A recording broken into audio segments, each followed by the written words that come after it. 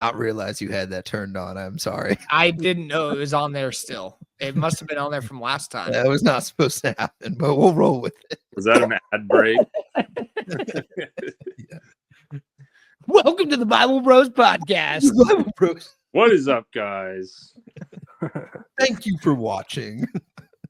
Yeah, I think there's a bunch of interesting topics there, but I think it just comes down to literal interpretation versus metaphorical, and a lot of denominations have different takes on a lot of those things, and it's just whenever I've talked about that stuff, I feel like I can get where they're all coming from, because it's all of the denominations, at least like most of them, have carefully thought this stuff out for hundreds of years and come to their own conclusions as a group, so it's not just like just a person kind of on a whim saying this stuff. It's like that's what they've believed for so long, and they've developed what they believe is the correct interpretation for hundreds of years, and then that clashes with other ones, and it's tough, because there's just a bunch of different ones, and that's part of the problem with the Catholic Church being so corrupt back in the day, that the church split up like that, is because now you have all sorts of different ones, and it causes a ton of issues. Right. Well, that's what I was saying. I was kind of feeling weighed down by it, just because, like, just hearing like fallout about something like that minuscule is just so dumb, in my opinion. Because it's like, okay, what if it does? What if it doesn't? Does it affect you any differently? Like, it's still important. Like, it's still like a nice gesture, because like you're dedicating yourself. You know what I mean? But if you're talking about baptism, I mean, in a lot of denominations, that's the difference between being saved and not being saved. So, I mean, I get why people are very passionate about that issue, because it's like, if you believe you need it to be saved, and I grew up in a church that believed that, and I'm not quite sure where I stand on it. I think everyone should do it, whether or not it actually needs to happen. But like, I get why you'd be so passionate about it, because that could be the whole thing. Right. Well, yeah. I mean, I guess the best argument against that, even though, would be, what about the thief on the cross that was next to Jesus? Yeah, like he was never baptized. Yeah, and he said, I tell you, today you will be with me in heaven. And yeah, he wasn't baptized. And they go as far to like theorize that he actually was baptized, because when they pierced Jesus in the side, some of the water that came out of him splashed onto him. Like, yeah, but it's like, how do you know how close he was to Jesus? Were they like right next to each other? Were they 20 feet away from each other? Like, what's the realistic situation? Yeah, it's fully speculation. Yeah, I don't believe that guy was baptized, but also you could just be saying, like, this guy actually came into contact with Jesus, so I don't know if that applies to, and he couldn't possibly be baptized because he was about to die.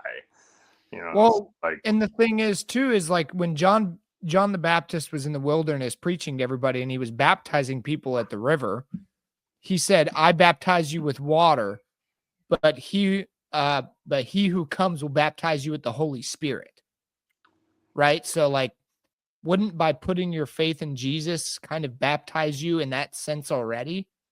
Yeah, that's the question. I mean, that's an interesting topic, and I don't know. There's a lot of different things about it that you could say. I think, I don't know. I don't know if I believe that it's necessary anymore. I mean, I grew up learning that, but I haven't found many other churches that say that. But my stance on it is, well, Jesus did it himself, and he tells everyone else to do it. So you definitely, like, if you're a Christian, you should do it. Yeah, I think. Wait, where did he tell us to get baptized? It's in there. There's the Great Commission: go forth and make disciples, baptizing them in the name of the Father. So I do remember that. Yeah. One. Like I personally, and this is just what I think, but again, I don't think it should be an argument, is like, which is what's going on and what I'm feeling weighed down by, is that like if you have the opportunity to get baptized and you're not, and you reject it, that's kind of like rejecting like the walk into faith. You know what I mean? So it's like now you're like kind of probably going into some sketchy areas, but if you like see it and you do it willingly, then it's like, okay, no problem. You know what I mean? But I don't think if like someone on their deathbed becomes a Christian in their last like few minutes that they need a baptism, you know? Like what do you Yeah, again, that's take me like, and go dunk me somewhere? Like, no, it's like if you give your life to Christ in your last minutes, I think you're gonna go to heaven. yeah, that's where I would kind of agree with you and say, like, I don't know if it's that literal to where, like, you know, if you converted and it was impossible, like the guy on the cross next to Jesus, you know, he converted right then, and that's all there was to it. But like, so yeah, I don't know where that difference lies, but it's definitely like a hot topic, and I get it because you also don't want to be telling everyone, it's no big deal. You know, Right. don't worry about it. And that's what some churches do. I've been to several churches that are like, it's not really necessary. You know, don't need to worry about it. And they like never baptize anyone. And I don't think that's the right way to do it either, you know? Mm-hmm. Yeah, it seems like all the churches, like the heads of like all the different church denominations should get together and iron some of this stuff out and really just be like, look, we all believe at the core the same thing. Let's talk about the things that are known and the things that are unknown, and let's make a difference between them. And like, let's at least agree on that and establish something here. Because right now it's like very much a kingdom divided. And it literally says in the Bible, a kingdom divided against itself cannot stand. And that's what's going on right now. Right. And it's because of like this Pharisee kind of outlook on a lot of what's going on. It is because, oh, when you take communion, it's actually turning to the blood and flesh in your body, or no, it's not. And it's causing these like big backlashes online because a bunch of Christians got together and talked about theology. Like, you know, And I think like we've talked about this a couple times. I think that a lot of these people are just missing the point. Like, what's the real point here? Like, is it all this stuff that you believe that matters that really doesn't? Or do we think it doesn't matter and it really does? Who knows? But I think the main point is to accept Jesus into your heart and love God and your fellow people with all you have. Right? Yeah. I mean, that's like the most simple way to put it. Like, what's concrete here? I haven't read the whole Bible, so I don't know everything that it says, right? But I don't know. I just like what's the concrete thing here? Like we were talking about the baby thing. Like the way that I look at it, I wanted to get my kids baptized too. Like a month or two ago, I was like reaching out to the church, like, hey, do you do private baptisms? Because I didn't want to do it in front of the whole church, which you can do if you want. But then, like by going to church, I realized that it's not really up. Like even if I baptize my kids, when they grow up and have their own thoughts, they become adults or teenagers, even have their own thoughts. If they choose to reject God, that's up to them. Right? Like they're their own people. So by me baptizing them when they're a baby, how's that going to change anything from the future? Like, don't get me wrong, I'm introducing them to God. We pray together and stuff like that.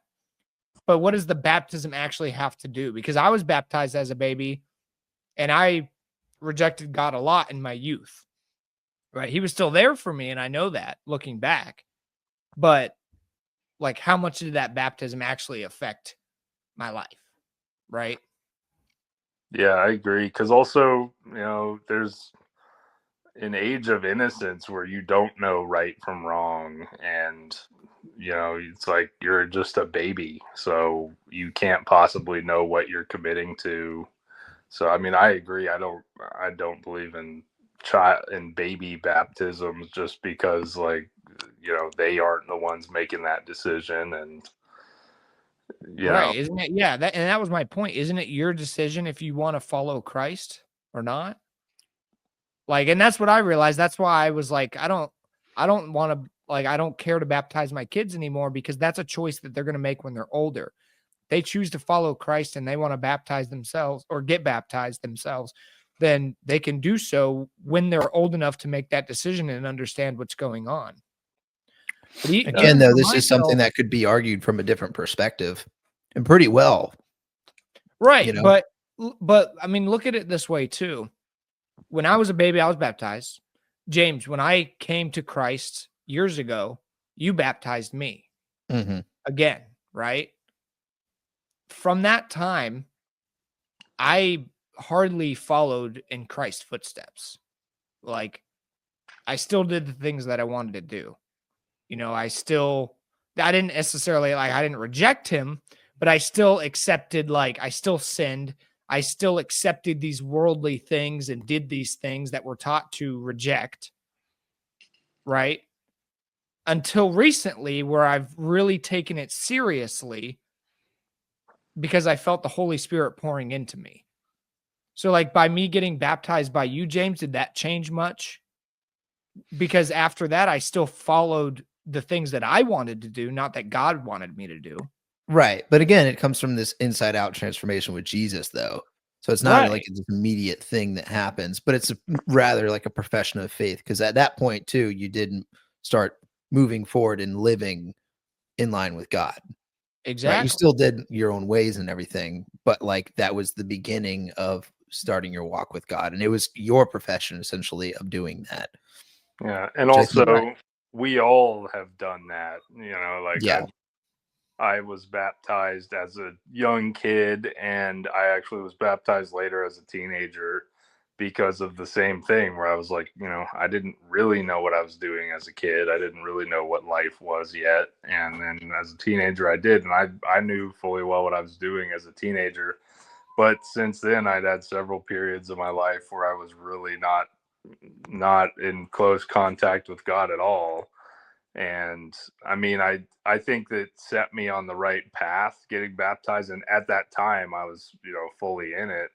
And then I've had times where I've fallen into sin and been distant and stuff like that. But that happens to everybody. So, I mean, at least we're all sinners. So, to some degree, I think it happens to everybody. So it's not like you need to get baptized every single time, and if something happens and you need to get baptized again, it's like you just need to recommit and just and that's what I ended up doing too. Like a couple months ago, toward the end of last year, when I felt that Spirit was pouring into me more, I got down on my knees and I professed my my devotion to Jesus. Like, I give my life to you. And, basically just that. Like, I didn't rebaptize myself just because I felt that way. Well, yeah. And you also don't want to like abuse baptisms because like it's your profession, right? Like it's kind of like I'm choosing to do this walk. So it's like, are you going to get baptized every day? No. Yeah. But I actually just found the verse of Jeremiah I was talking about too, that like kind of boils down to this. Jeremiah 7:22. For in the day that I brought them out of the land of Egypt, I did not speak to your fathers or command them concerning burnt offerings and sacrifices. But this command I gave them: obey my voice, and I will be your God, and you shall be my people, and walk in all the way that I command you, that it may be well with you. And like we just read through Exodus, Bryce, and it's like, and we're reading through Leviticus right now on our other study, and like all that is just like the law of back in the day of like, do this, do this, do this, do this. A lot of it is burnt offerings and sacrifices, and it's like pretty like Game of Thrones, like Viking type ritual stuff. Yeah. And so like this is like a few books later to see God be like, I didn't speak to you concerning this stuff. It's like well, you told them to do it. So like, what do you mean by that? It's like, the point was, I didn't give this to you because like, that's it. Like, this is the way. It's like, I just wanted you to follow me. And like, you wanted that also. So it's like, I'll give you the desires of your heart, because they were doing this stuff anyways. They wanted to do that kind of stuff. So he let them do it, but he just said, do it in my way. So I think, and again, I gave 3 examples earlier, like the same thing with like them instating Paul as a leader, or Saul as a leader, him giving them the law and all this stuff. So it's like you see this constantly happen over and over and over again. So it's like pretty much God being like, you're missing the point if you're focusing on all this legalistic stuff every time around. And then when the Pharisees show up and Jesus is talking to the Pharisees, he can't stand them because they're so hell-bent on following the law. And every time he talks to them, he's like, this is stupid. Like, you don't get it. He's like, this was said because of this reason. And he can explain it to them and realize that there's a deeper meaning behind it. So it's like, even getting focused on this stuff now, what we're talking about is like, yeah, we can have an idea of what's right or wrong on it. But if we're going to argue about it and sit there and get logistical, it's kind of missing the point of like really what the base message is. It's like, God just wants you to follow him. And if it's this unclear at this point, like what's the real message here? I think that's what we need to start praying about. If it's this unclear and this uncertain, what is it that we need to start doing? Yeah, I think that's a good point. And it's interesting because a lot of denominations and stuff will go on the attack because of things that they disagree with. However, when Jesus came, he was kind of defying the law. But I think the difference in that case is like, that was Jesus and these are people. So it's like, I get why you'd be upset about it, or I get why people are passionate about it, because we're not really talking about saying, oh, someone sinned, they're going to go to hell. It's like, we're talking about what should the church teach, So it's like, this church should definitely not be teaching things that are sins. And that's really like important, because you shouldn't be leading people astray. And that's, I understand why people get so passionate about that, especially as Christians. But yeah, I get that as well. I don't think it would be like let's use the baptism. Let's use the baptism thing, for example. I think it's pretty clear that you need to get baptized. Like that's made pretty clear. If you have the ability to go get baptized, you should go get baptized, right? But it never talks about doing it with babies. It never talks about doing it when you're older. All that never gets mentioned or brought up. So it's like, okay, what do we have to do with that? But what we do know, like what it is as an essence, is it's your devotion to God, So I don't know. You can, I guess, move forward with that logistically, and you can try and figure it out. But then you again have all these different denominations arguing over it and dividing themselves more and more. And if they get more divided about this, then it's not a good thing. So what was once good becomes something bad. Yeah, and I think there's certain topics that whatever view you have on it doesn't really matter as much. Like, I believe that would be like transubstantiation, which is where like the communion turns into actual blood and flesh on the way down. Like, whatever view you have on that, you're still doing the communion like God said to. So what's the problem? Or like the age of the earth, Yeah, that's one of my favorites. Yeah. Well, I mean, yeah, it's like whether it was created as a matured planet in 7 actual days, or it was the 7 days were longer because the Earth didn't exist yet. Like, the Earth is only 6,000 years old. Yeah, we're all here now, so yeah, whatever. But then you get into other issues like divorce or like sexuality, stuff like that, where there are churches out there preaching things like celebrating things that are clearly a sin in the Bible. So it's like you've got those. Well, I think the vast majority of churches get together on that one. Like if something's very clearly listed as a sin in the Bible, I think any church that is preaching that something that is very, very clearly stated as sin in the Bible and is preaching this is like no longer a church of God. Like, and you can go into those churches and like listen to their teachings. Like they're not Christian. It's usually pretty clear. Yeah. Yeah. I mean, at that point, they're just acting as something that they're not. I mean, I think all Christians agree on that one. Yeah. So I guess you do just get into these topics though that people disagree on, and some of them don't really matter. And that's, I feel like, the case where people should just unite on them. So I'm with you there. Mm-hmm. Yeah. Yeah.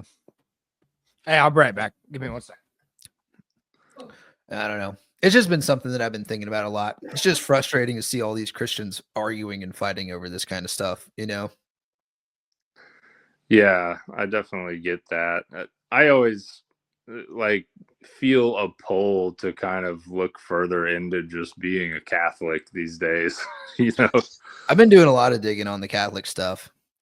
There's some things that they actually have pretty decent arguments on, and then some other things, some not decent arguments. So yeah, it's like there's so much. It kind of goes against what I grew up with a lot because there's just so much man-made stuff in there. Yeah. The apostolic succession is both fascinating and like adds to it in a way, but also like detracts. Because it's like, okay, wait, where'd you get this idea? Well, we got it from the apostolic succession. Like, did you know? Yeah. That's where it gets like weird, because also the church wasn't totally united before. So it's like this claim that should be a completely united church under the Catholic faith. It just doesn't make sense to me, but I don't know. I'm open to hear more about it because we've been to several different churches over the years in Gainesville and in Tennessee, and it's just, I feel like there's a lot of other ways that they go wrong too. So it's not like there's no perfect church out there. There's no perfect church.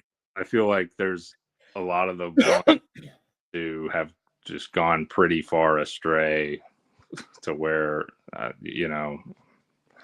it's kind of drawing me. It's like, why not just go to the one biggest church, Yeah, I started looking into the Catholic Church too, and then because like they had the claim that they're like the true church that was like Peter founded or whatever, and then I find out that it's up for debate that it actually might be the Orthodox Church. Yeah, so it's like, okay, it's just more not knowing. Like you can't prove, and they have a pretty solid argument too. So. Yeah, for sure. Or just like a traditional, I want to go to a more traditional church eventually where it's like, I don't know. That's just the music lover in me, but sort of. The last time I went into a Catholic church, dude, my eyes were watering like crazy and I wanted to fall asleep because the incense was just so strong and it smelled so bad. I just wanted to get out of there. It's like some guy singing in Latin. I was like, man, this is not. Oh, spiritui lato. I think you guys would like my pastor a lot. He's like so real, so genuine. Like doesn't talk about like his success because of God. He's like, no, I make mistakes a lot.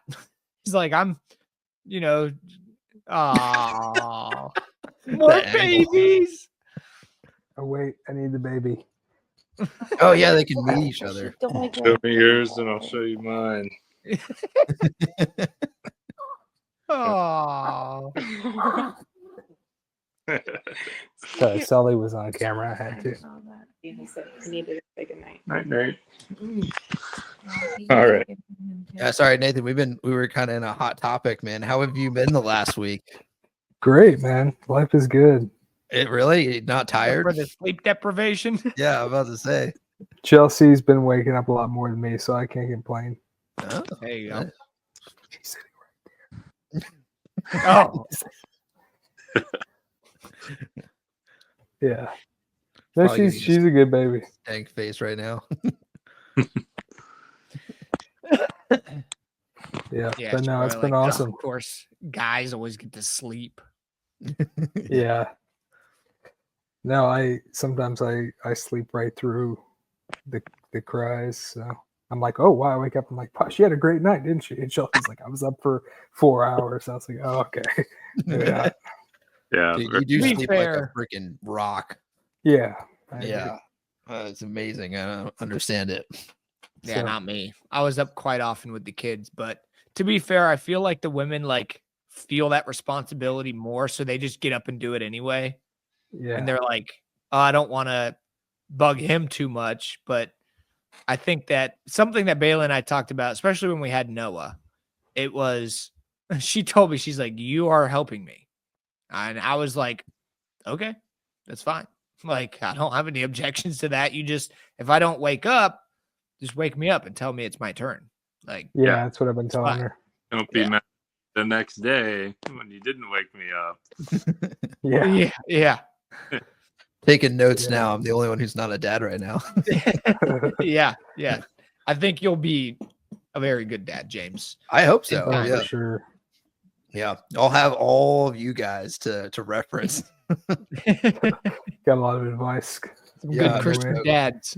I'm already like, I've never been around babies much in my life, but like, I feel like now they're just freaking everywhere. Like, That's awesome. babies freaking everywhere. You guys both Dude. have brand new babies. Bryce, you just had one like 2 years ago, a year or two ago. 2 years ago. He's 2. God, He'll I be can't believe 3 that was this 2 year. years ago. Whoa. That's I great. know. Wow. Time Yeah. goes by fast. Josh and Tara had a kid. Devin's got a kid. Like, they're just everywhere. Kids are awesome, dude. It's baby Gotta- season. It's a gotta very have some. fertile time, you know. Thanks, Yeah. Bryce. You're gonna be so young when like Grayson's an adult. That's crazy. Yeah, Grayson's like what, 7? How old will you be when he's 18? I haven't done the math, to be honest. He I was don't know. born when you were 19, Let's see. 47 or 48. So No, it'll it'd be be like- 2035 when he's 18. It'd be like 38. So that'll 38 is be, what I I'll meant, be yeah. 37. Dang, man. 37. Dang. That's awesome. Well, technically 38, I guess, because his birthday's after mine. So I'm 27 now, but I'll be 28. So I'll be 38. And the young cool dad. Yeah. I should have Yeah. thought about that too. I was 20 when he was born. So Dude, you guys are all going to be like 38. young and have the kids like going to college. And I'm going to have them still be in like elementary and middle school. And I'm gonna be Yeah. like, you guys are going to go on vacation and be like, come on. I'm like, I got to watch the kids. You're going to be laughing at me. Yeah, We're gonna be Nathan, going- The roles are going to be reversed here, like within the next 20 years. Like, yeah. Nathan, you're younger than me, so you'll be what, 43, Yeah, 43. 45? Yeah. That's still prime time, baby. Yeah, man. That's it's locking Got a it life- in. Good Lord. Got a lot of life to live after that. heck yeah. Talking like 20 years from now and we'll be in our 40s. James is so sad about getting older. I'm not Yeah, you sad really about are. getting older. I'm just like not quite ready yet. Yeah. You know? Yeah, I feel like when you turned like 21, you're like, oh, 19 years till I'm 40. Like, Vance said that. Vance said that, and it got me thinking. I'm like, crap. Every time Vance has a birthday, I'm gonna stop telling him happy birthday because every time I tell him happy birthday, he's like, thanks. One more year till 40, and he'll like put it in like the shortest possible way you can think about it. It's awful. I'll make sure I remind you on your birthday, James. Yeah, so I'm Counts out. 3 high schools away from being 40, pretty much.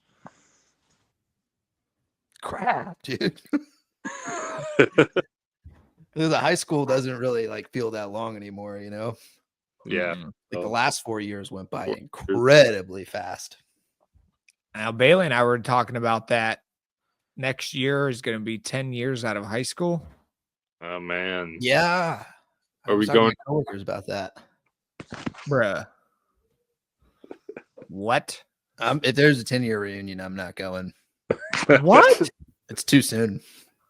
Oh my gosh, James. It's too soon. I'll go. Would you go? Up. Yeah, let's do it. Come on then. If you guys can't went, say no. Travis and I are gonna go. Travis would be a freaking social butterfly over there. Yeah, I know. Yeah. I'll go in your place, James, and just say I got to get. If you guys all went, I would probably go, but Good. It doesn't sound like a fun time to me. Sounds like a great time to me. All the boys get together. That part sounds fun. Seeing, I would like to see some people I haven't talked to since high school, but yeah. How much you want to bet it's gonna be like us and all the student government kids, and like no one else will show up? Maybe. Yeah, honestly, all the people who never left MI would show up and be like, "This is awesome." There will probably be people there that you don't even remember at all. Oh yeah, probably, dude. Yeah, honestly. When we were graduating, I was shocked at some of the people walking up there. I'm like, I've never seen that person in my life. Never heard their name. I was floored. Yeah. Nathan, you're what, 1 year younger than us or 2 years? 2. Okay. Yeah. So when you graduated, that was when that one kid gave the speech, and it was like he was bombing with his jokes. Do you remember that? No, I don't actually. I don't have a great memory. I remember because I went to go because Melanie was graduating too. Yeah, and right. That was 2018. Yeah. One of his jokes in the speech, it was like some kind of super long political joke, and then the punchline was like, "What?" And then it was dead silence. Dang. No, I probably zoned out. He's zoned out. He's like, I'm just ready to get this over with. Get me out of this place. Just give me the paper. Yeah, I was so amped at graduation. I was so ready to get out of there. I was like, yeah, give it to me. Give it to me. Yeah. Gone. Then you got to go. Dude, it was like perfect too. Caps came off and then like rain started coming down. Yeah. Oh, yeah. That's right. I forgot about the rain. Yeah. That was awesome. Pouring. Good times. Well, on that note, we should probably start this, huh? Yeah, no doubt. We can start now. Pull up the Bible study,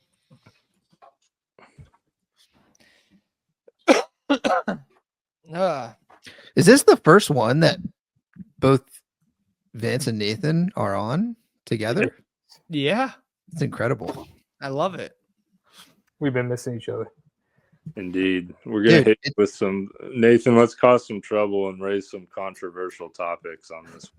Will do. The House of G&T is back together, baby.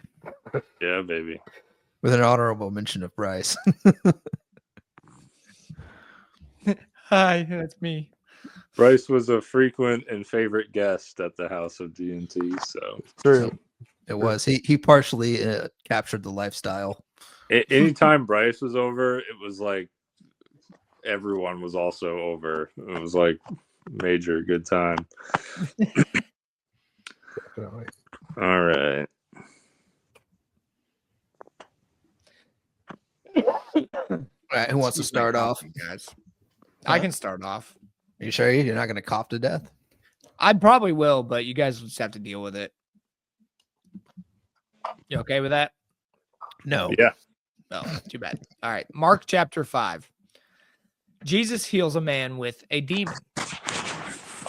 They came to the other side of the sea, to the country of Gerasenes. Sure.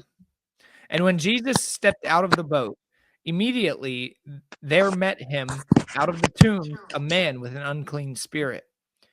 He lived among the tombs, and no one could bind him anymore, not even with a chain.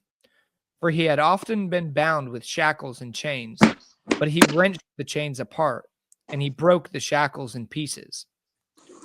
No one had the strength to subdue him. Night and day, among the tombs and on the mountains, he was always crying and cutting himself with stones. And when he saw Jesus from afar, he ran and fell down before him. And crying out with a loud voice, he said, "What have you to do with me, Jesus, Son of the Most High God? I adjure you by God, do not torment me." For he was saying to him, "Come out of the man, you unclean spirit." And Jesus asked him, "What is your name?" He replied, "My name is Legion, for we are many." And he begged him earnestly not to send them out of the country. Now a great herd of pigs was feeding there on the hillside, and they begged him, saying, "Send us to the pigs, let us enter them." So he gave them permission, and the unclean spirits came out and entered the pigs. And the herd, numbering about 2,000, rushed down the steep bank into the sea and drowned in the sea. The herdsmen fled and told it in the city and in the country, and people came to see what it was that had happened. And they came to Jesus and saw the demon-possessed man, the one who had the legion, sitting there, clothed and in his right mind, and they were afraid. And those who had seen it described to them what had happened to the demon-possessed man and to the pigs. And they began to beg Jesus to depart from their region. As he was getting into the boat, the man who had been possessed with demons begged him that he might be with him. And he did not permit him, but said to him, "Go home to your friends and tell them how much the Lord has done for you, and how he has had mercy on you." And he went away and began to proclaim in the Decapolis how much Jesus had done for him, and everyone marveled. Jesus heals a woman and Jairus' daughter. And when Jesus had crossed again in the boat to the other side, a great crowd gathered about him, and he was beside the sea. Then came one of the rulers of the synagogue, Jairus by name, and seeing him, he fell at his feet and implored him earnestly, saying, "My little daughter is at the point of death. Come and lay your hands on her, so that she may be made well and live." And he went with him. And great crowds followed him and thronged about him. And there was a woman who had had a discharge of blood for 12 years, and who had suffered much under many physicians, and had spent all that she had, and was no better, but rather grew worse. She had heard the reports about Jesus, and came up behind him in the crowd, and touched his garment.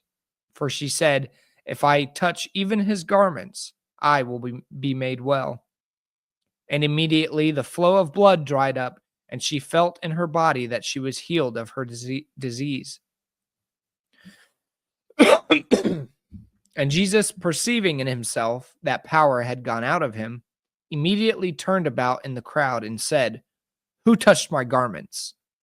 And his disciples said to him, "You see the crowd pressing around you, and yet you say, 'Who touched me?'" And he looked around to see who had done it. But the woman, knowing what had happened to her, came in fear and trembling and fell down before him and told him the whole truth. And he said to her, "Your faith has made you, or daughter, your faith has made you well. Go in peace and be healed of your disease." While he was still speaking, there came from the ruler's house some who said, "Your daughter is dead. Why trouble the teacher any further?" But overhearing what they said, Jesus said to the ruler of the synagogue, "Do not fear, only believe." And he allowed no one to follow him except Peter and James and John, the brother of James. They came to the house of the ruler of the synagogue, and Jesus saw a commotion, people weeping and wailing loudly. And when he had entered, he said to them, "Why are you making a commotion and weeping?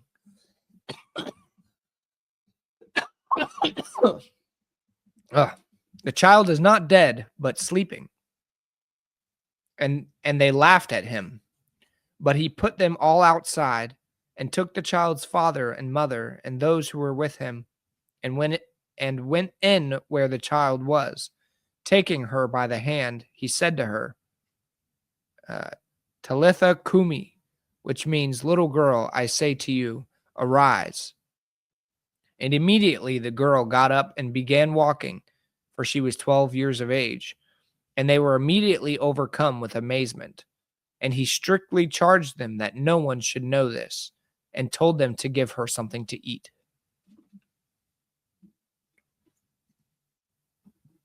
Arise. Arise.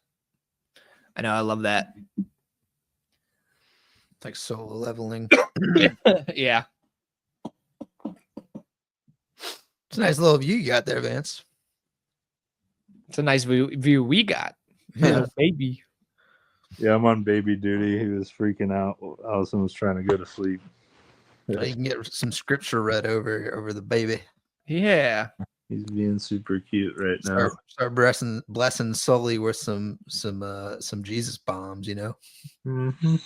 Yeah, throw some holy water on it. He's trying to look.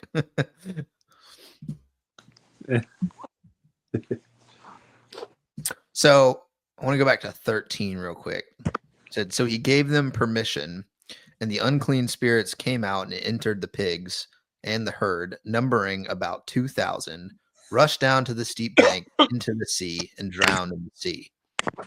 So like there's always been like a lot of like talk about like why would God send the demons into pigs? It's always been like kind of like a curious thing.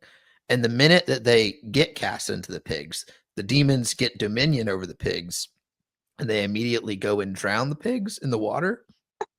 Like, well, what was the point of that? There's a whole like extracurricular study based on like all the extra stuff, like biblical stuff that we have, that talks about the sea people, or like the water domain of demons. And that's like apparently a place where a lot of like demonic activity is in like the deep of the waters. I've had some stuff. Interesting. Yeah. I don't know too much about it, but I've been starting to read up into it. What was that from? It's in like different like extra books of the Bible. So like some of the stuff in the Apocrypha. Oh, okay. Yeah, I mean that explanation of why the pigs were sent in is just speculation about it, but the demons being like dwelling in the sea is from the extra books. I think there's also a couple verses in the Bible that support that theory, but it's just a theory.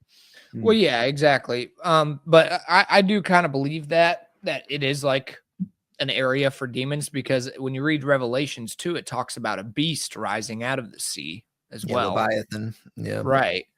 So that would make sense as well. Like, you know, because of that.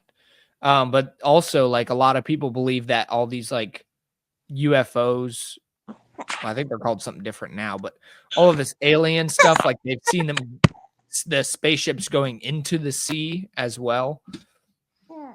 And I think that it's not like extraterrestrial aliens. I think it's more of a spiritual thing going on personally.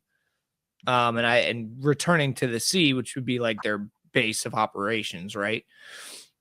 So it's not too far-fetched of why. And as far as the reason why he let them go into the pigs, maybe it's because like technically pigs were deemed unclean, like we just read in Leviticus, right?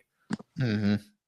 So he was like, yeah, you can, unclean spirits go into the unclean animals. Kind of makes sense. That's how manatees were created. Apparently they taste just as good too. Oh gosh, Peter's gonna shut us down now. Never had manatee, just putting that out there. I just heard it from rednecks.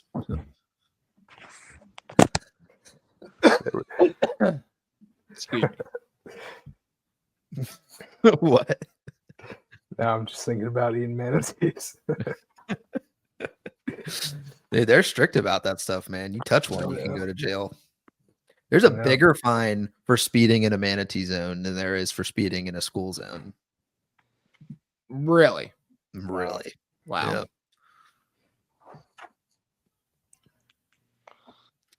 Okay, another thing that I highlighted, I think we touched on it in Matthew. There's a bunch of stuff we touched on in Matthew with this story, but I think it's just worth just bringing to light again. 17, and they began to beg Jesus to depart from their region. This is after he cast them into the pigs and saw the power.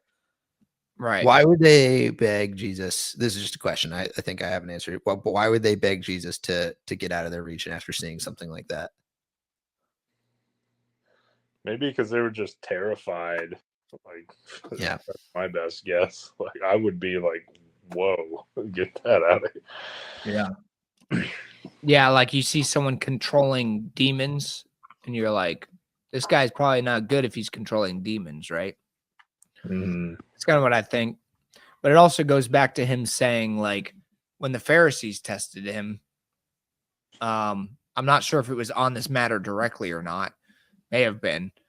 But the Pharisees test him. He's like, a kingdom against itself will not stand, right? So why would why would Lucifer cast out demons? yeah. Why would Satan cast out Satan? Yeah, thank you. Yeah, exactly. So, like, to their degree, it was probably fear driven because they had the wrong idea of who Jesus was. Right. Yeah, because for all they know, it's like some guy who's in craft and is able to do some crazy stuff. But yeah, it'd be a pretty terrifying scene to watch. Yeah, 2,000 pigs. Yeah, that's insane. Or that was their dinner, and they're like, dude. yeah. I was took to get that many pigs. I was just thinking about that, but I don't know if they would eat pigs at that point because they are in like Jewish areas. Jewish people can eat pigs, so they shouldn't be eating pigs because they're unclean. Yeah, I think that was brought up when we went through Matthew too. That it was like, well, it's probably a food source. I mean, it could have been by that time, right? Well, where was this again? Does it say where he was? Because I don't think it did in this chapter, but it says they were up by the lake. The country of Gerasenes says it in verse 1. Yeah, I wonder if that's somewhere that would have been like outside of the Jewish tradition. It's possible, yeah. But I mean, at this point, though, too, because Probably not. Jesus was only preaching to the Jewish people. Yeah, like I don't think he ever really left. So no, he did. It was only after his death that he told the disciples to go. Yeah, his disciples went to Gentile places to spread the gospel, right? Mm-hmm. Yeah.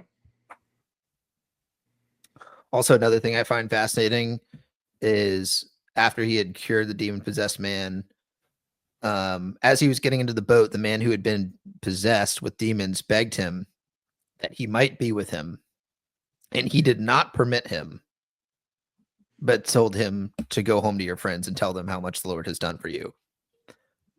Kind of an interesting thing. He's like, "Let me follow you, Lord." And he's like, "Nope." Well, I think the purpose may have been because since Jesus didn't really get to spend time in that country, he didn't really get a chance to spread the new gospel, right? So now that guy being healed has an opportunity to spread that to his fellow citizens, essentially. Oh, yeah, no, absolutely. I agree with that. It's just interesting, though, because it's like, wow, you actually have the chance to follow Jesus in real time. Like he's actually down on earth and asked Jesus, like, hey, can I follow you? And he's like, no. Yeah. Like, go do this instead. It's like showing everyone's calling is different, you know? This guy is literally there at the time of Jesus. And Jesus is like, no, dude, I'm not permitting you to follow me. You're not allowed to follow me. Yeah. But he did tell them to go say, look what the Lord has done for you and how he has had mercy on you. It's fascinating. Yeah. Hey, look. Hey, Brie. Oh, what up, Brie?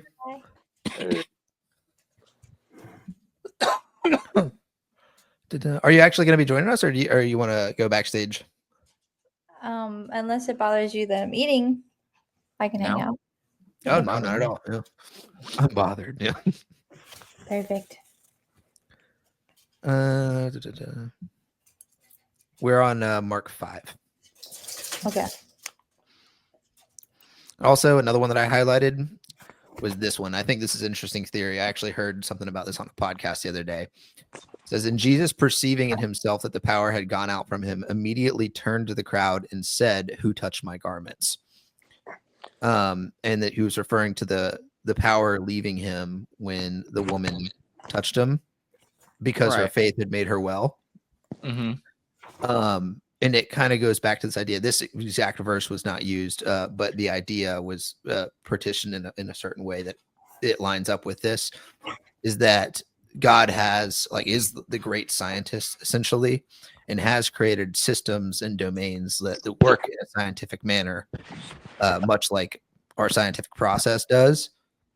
So even when it comes down to like on a faith-based level, her faith is the tool that was used to heal her. And like Jesus, still being in human form, felt the power leave from him when she touched him. Like he didn't just he could have, right? This is just a theory. He could have just like known that she was behind and then touched and then, willingly gave it up and then like made this example of her. It's very possible as well. But another possibility is that like there literally is an order to these things. And because she had the faith to do it, the faith like worked in this process because there's like a way that this literally happens, and decided to make an example of her based on her knowing how this faith system works. Right. Yeah. I don't think it was like he who did it. Like, I don't think Jesus, like he does a lot of intentional healing himself. Absolutely. Right. But in this case, I don't think so.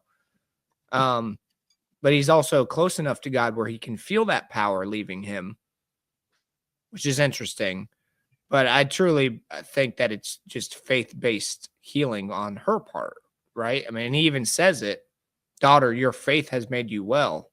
Like, yeah, it's like literally like there's a system in place with faith.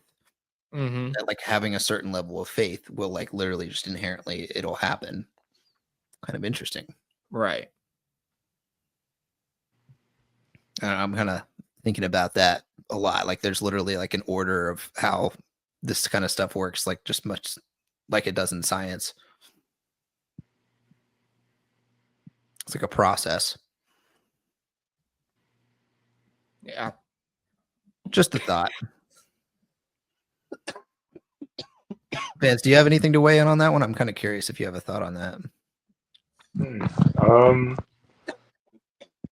Not really on that one. I mean, what is the question about it? Just that whether or not she was able to she initiated the healing without Jesus knowing.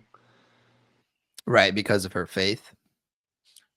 Rather than just Jesus knowing that she was there and giving her faith anyways. I mean, I guess Jesus and God are the same thing anyways, so it kind of works out. Yeah, so like knowing that was going to happen, but yeah, I don't know. That's an interesting one. Yeah. I mean, at the end of either one of those examples, faith really is like the answer to that, right? Right. But it's kind of interesting to think about how it works. Sure. All right. I don't have anything else to talk about. Does anyone else have anything? No. I like that Jesus tells that ruler of the synagogue, do not fear, only believe. That's kind of the same thing as like having faith, right? Believing. Yeah.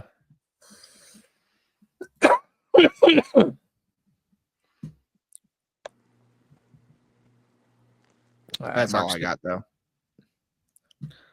Cool. I can read the next one. All right. All right. Mark 6.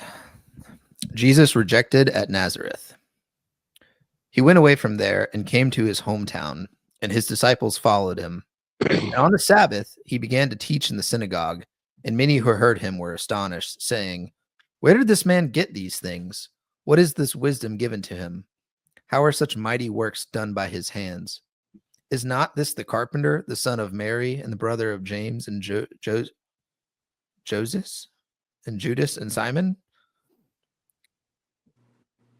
Does it really say Joseph? Yeah.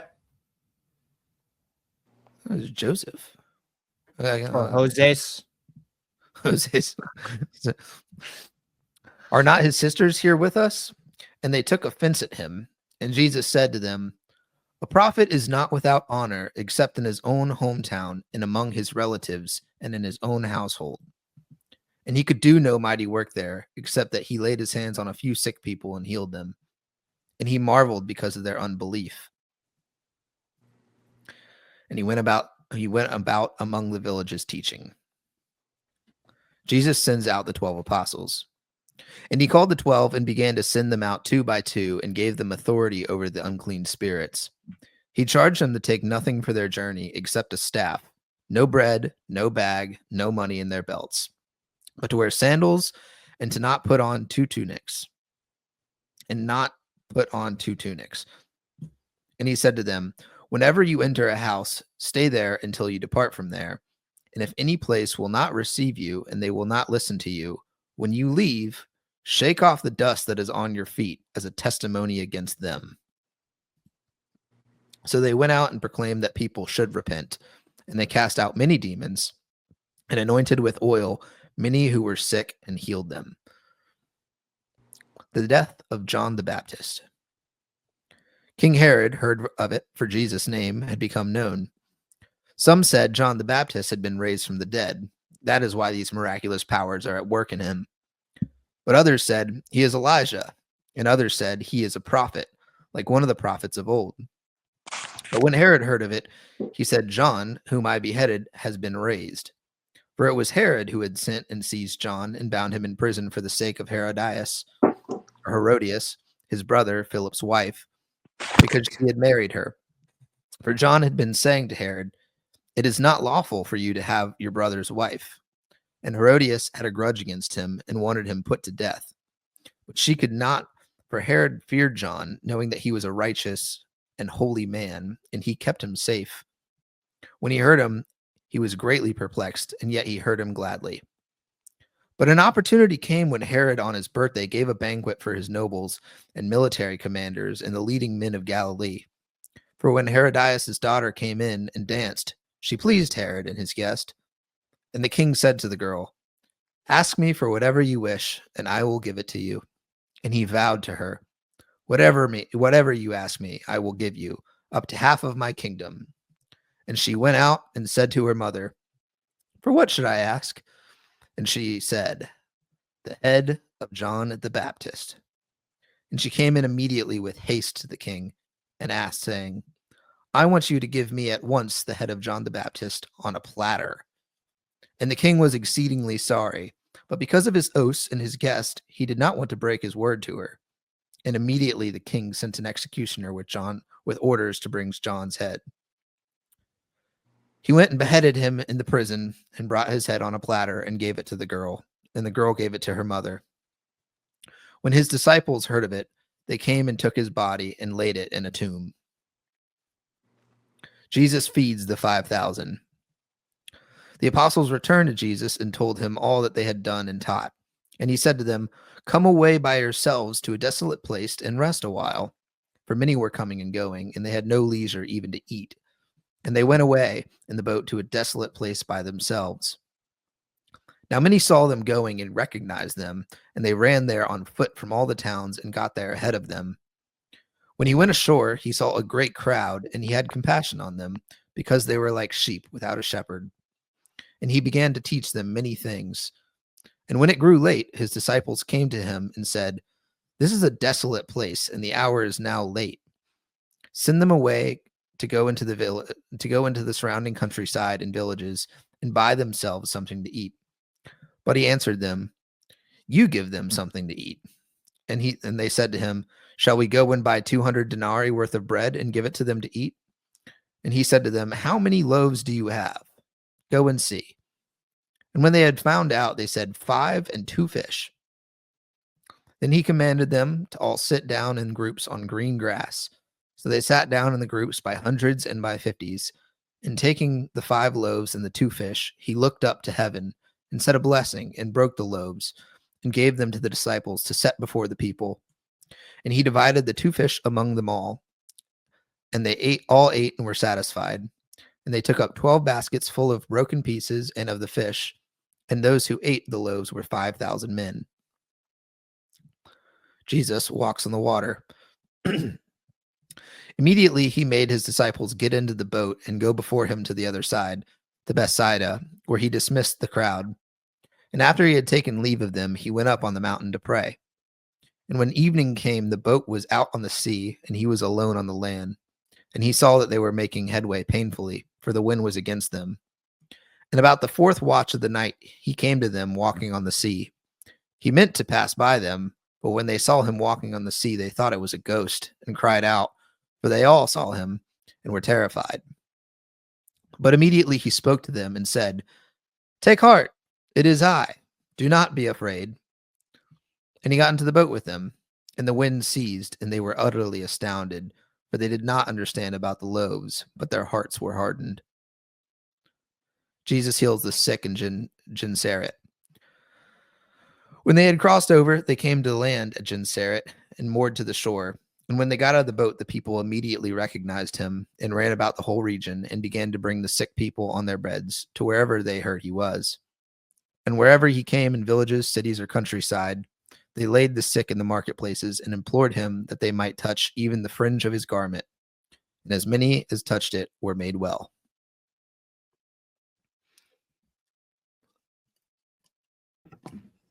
I'm sorry, they left him? What? They left him on the island? They left him, like, not like you're saying his disciples got in the boat and left Jesus? Yeah. Oh, yeah, he told them to. Yeah, he told them to. Oh, I must have missed that. Immediately he made the disciples get into the boat and go before him to the other side, to Bethsaida, while he dismissed the crowd. Okay.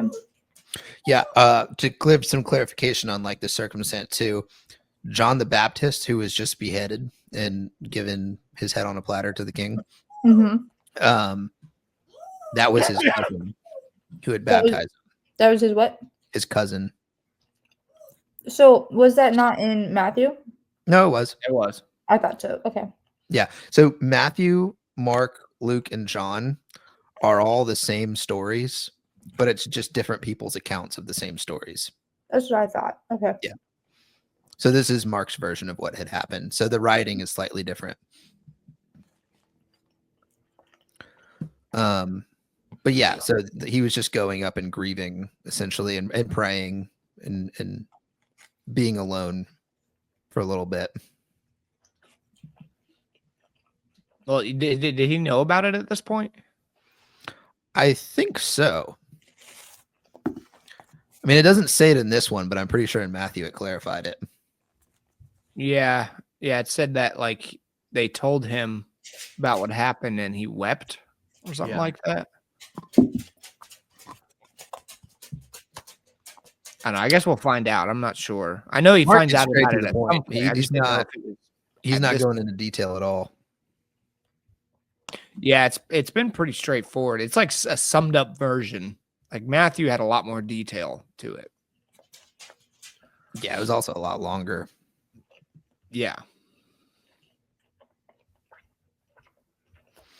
I mean, I don't have anything to highlight in this one other than verse 11 said, "If any place will not receive you and they will not listen to you, when you leave, shake off the dust that is on your feet as a testimony against them." Yeah, I like that one. Yeah. Just be like, all right, if someone doesn't want to hear it, then they don't want to hear it, you know? Yep. Yeah, don't let it stop you from doing what you're doing. Yep.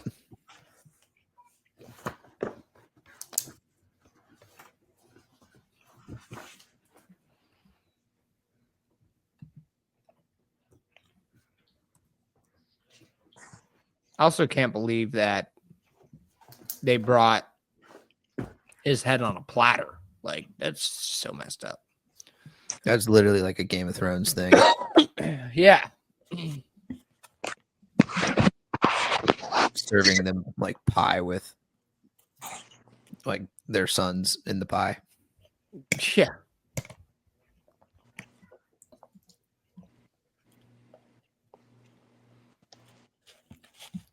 Oh, now I just want pie. Human pie? No. No. Sweet pie. Cherry pie would be nice. All right, I'm gonna go get some more water real quick. I'll be right back. All right.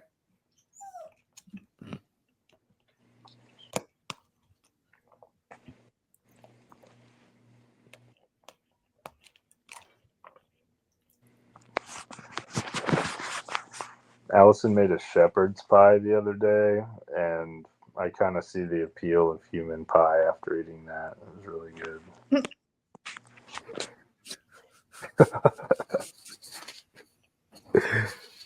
See the appeal of human pie after eating that, Vance. Well, really interesting. If you ate one with a human in it, you really taste it. Like, would you know if it was human or not? Yeah. I feel like I would know. Yeah. Oh, I didn't see it down there. One time I burnt my finger on the grill or the stove or something, and you could smell it. It was weird. Like, it smelled like kind of fish with no seasoning on it. You're like, delicious. Yeah. Oh my God. Yeah, that is a little weird, Vance. Are you okay? Maybe. Sorry, you know what? We're in Bible the perfect I missed thing it. What did you add. He had human pie. He said that human pie actually sounds appealing.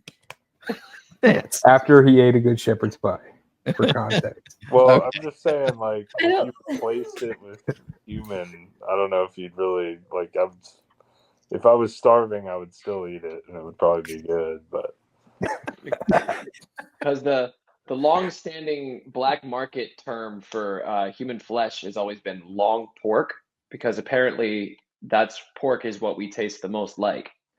Have you ever dined a long pig? So you're telling us we taste like bacon?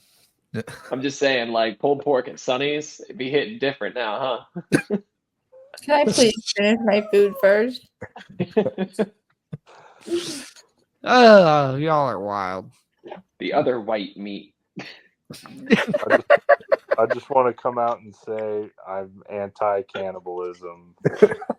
Yeah, you better get canceled. You have to clarify everything. I don't care if it's not politically correct, but I'm against cannibalism. I just want to say. I appreciate you looked at your child so adoringly right there. You're like, I just want to say. That's disgustingly ableist of you, Vance. What if we get into a plane crash, man? In the Algonquin forest. I stand by my view. So, you know, the sad thing is, if like PETA watches this interview, they're not going to care about this. They're just going to care about the manatee comment from earlier. Yeah. They'd rather manatees. Yeah, that's true. Name of this video: we want to eat people and manatees. Pretty much. That's what I'm taking away so far. Humans are so harmful to the environment. We should just eat each other. So, dude, oh boy, I would not be surprised if I heard it's that. a win-win.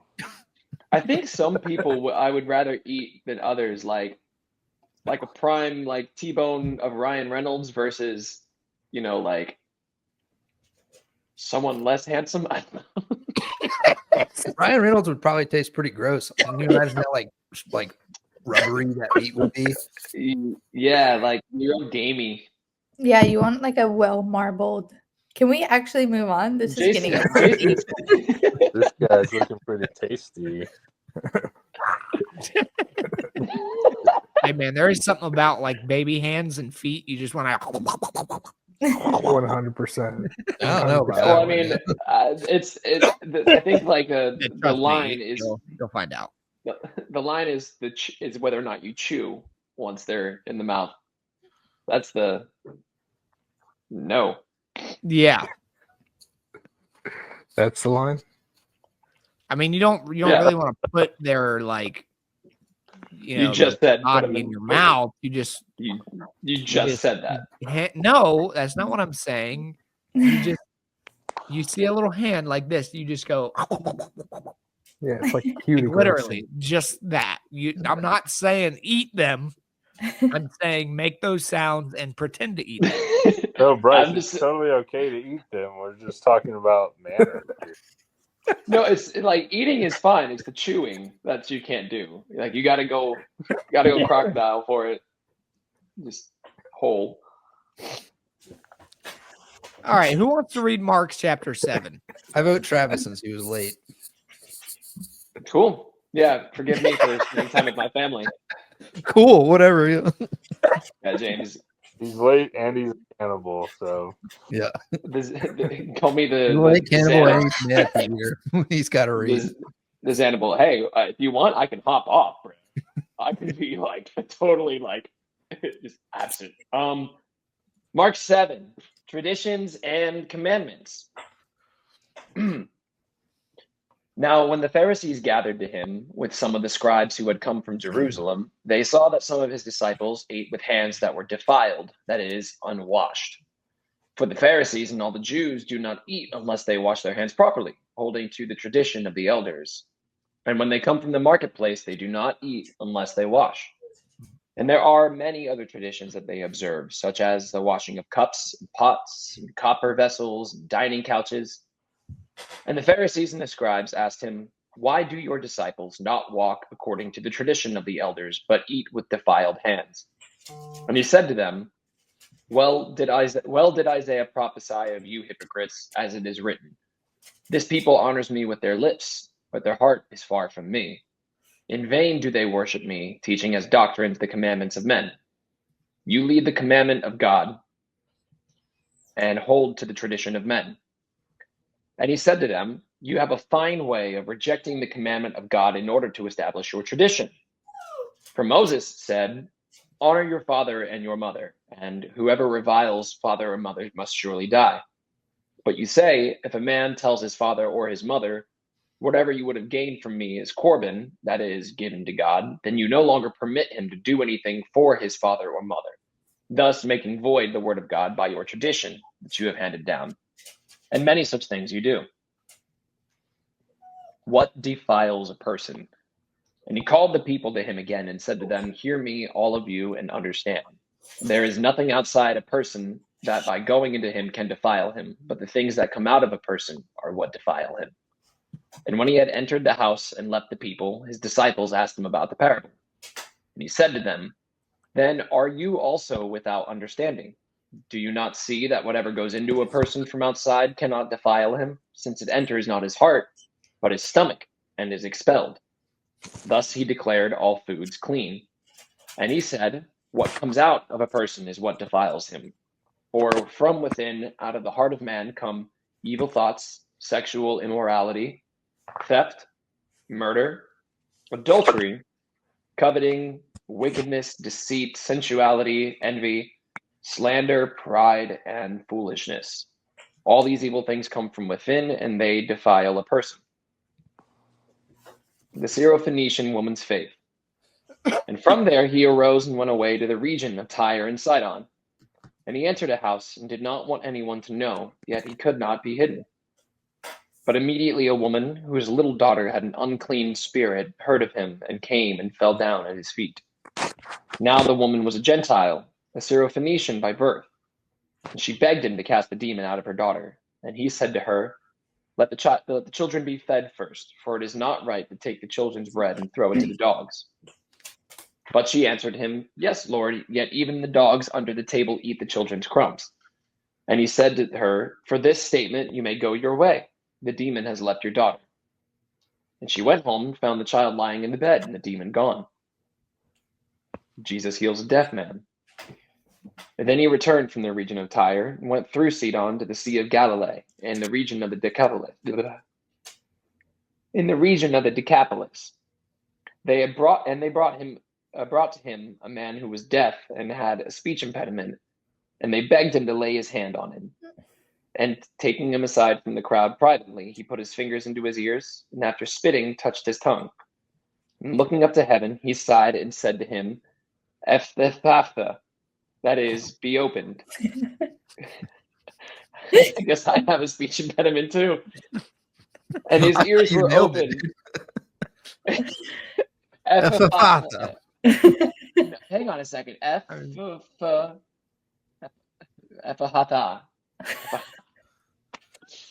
And his ears were open, his tongue was released, and he spoke plainly.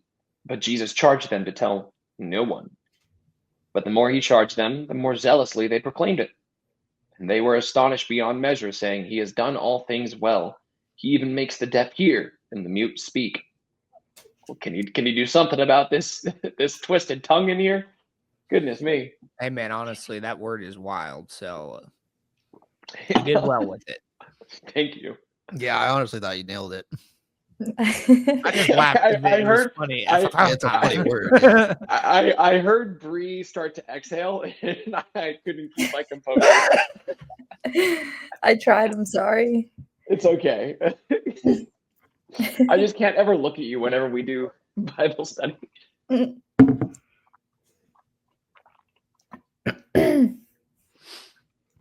I'm still not really sure what the gotcha moment of the lady who was talking about the crumbs and the dogs. I need to read that one again. Like whatever it was that Jesus said to her, or she said back to him, that made him say, okay, for your statement, you can.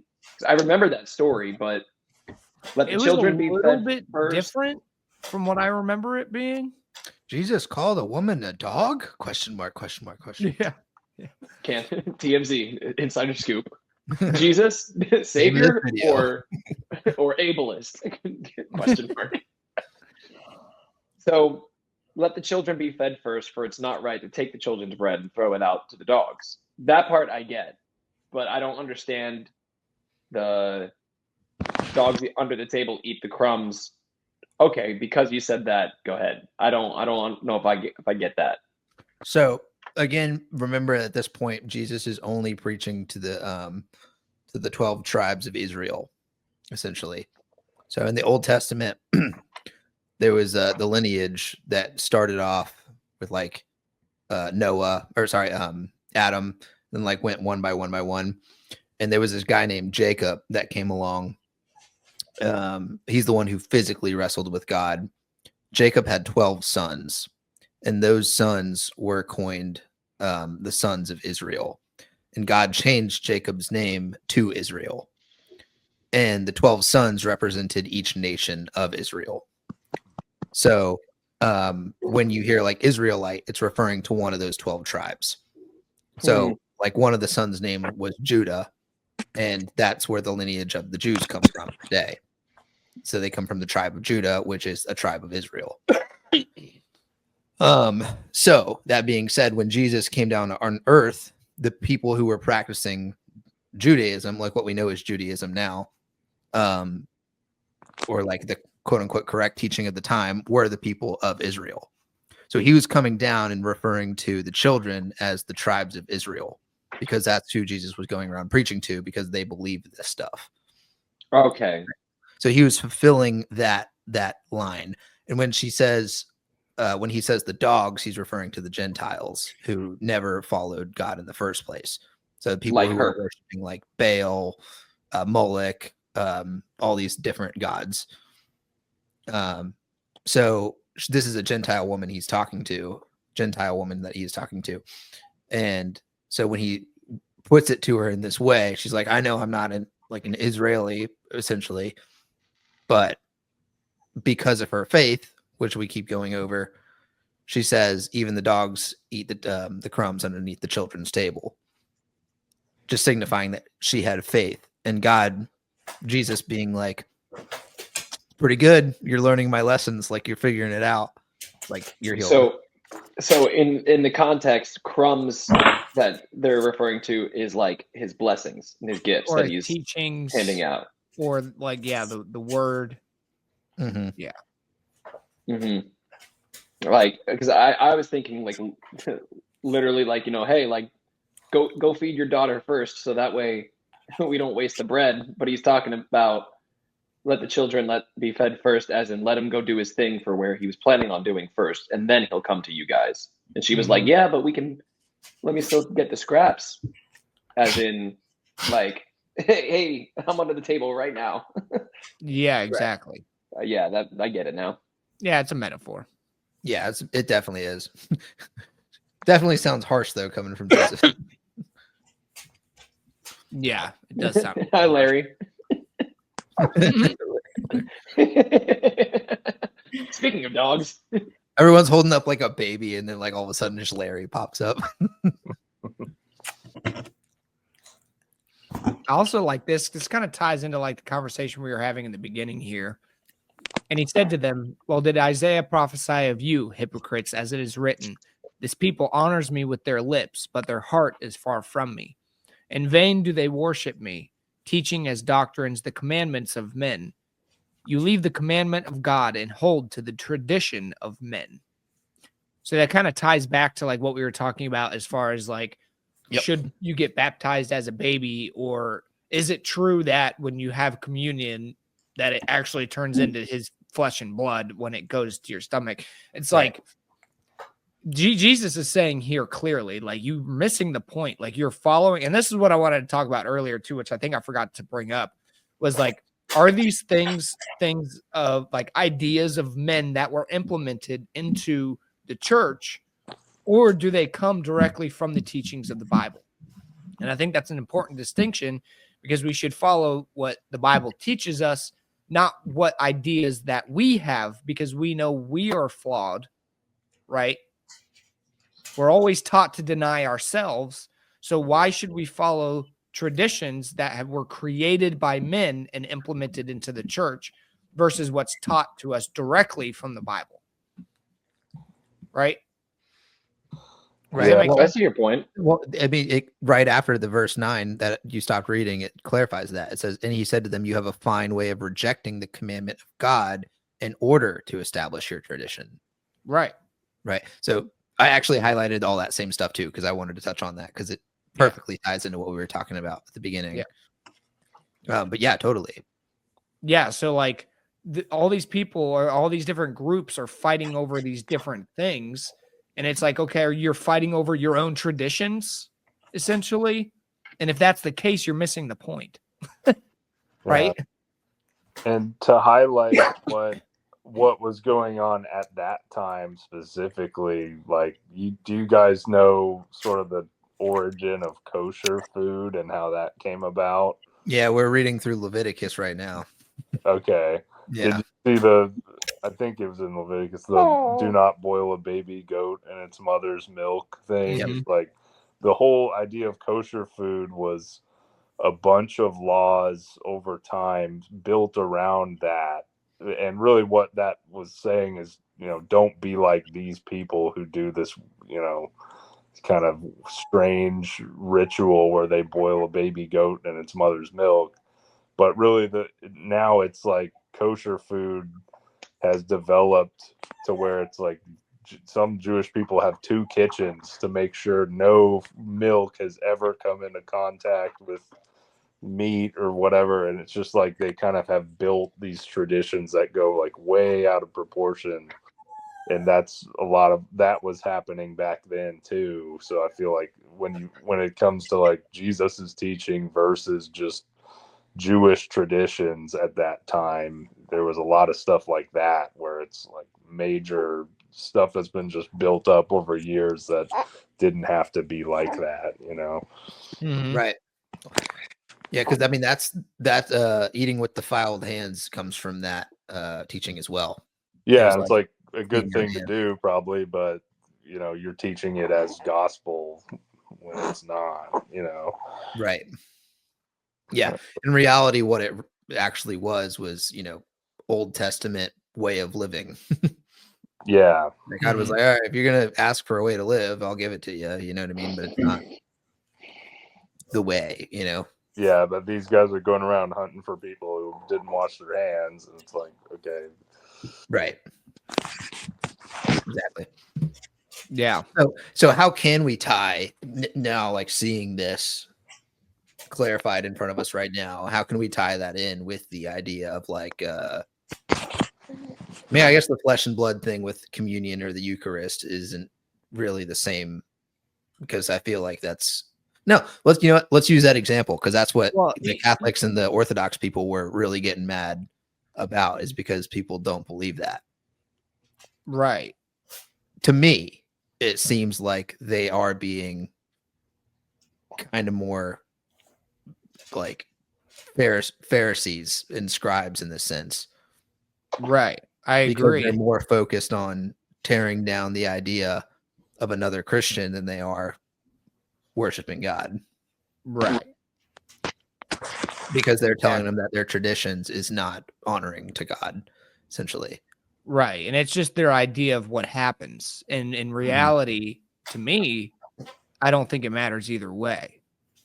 Whether the wine and the blood, or what the wine and the bread actually turn to blood and flesh as you eat it, I don't see how that really matters in the scheme of things, because if you're doing that, right, we do communion to glorify Jesus's sacrifice for us, right, to give him praise, essentially, then what does it matter either way? Yeah, because it's all like, the whole reason we do it is because it's what he did on the night he died, right? Or like the night he was betrayed, like where, he gives them all the bread at the table, gives them all the wine, acknowledges that one of them's going to betray him, and have that last little Passover Sunday. Because he's giving them bread and then telling them it's his body. He's not carving his arm off, right, and giving it to feeding them. it. So I think even then, like, it's not that it was just symbolic, but like I think it's the idea that when it was initially done, like it represents something more so than you're actually like showing your commitment by eating my flesh and drinking my blood. It's, hey, this is my body, which is given up for you, so we're going to share. And I think that the whole point of the tradition being passed down is to kind of just feel connected and do something similar, because it really is just a wafer and it is just wine that is going to be expelled from your body.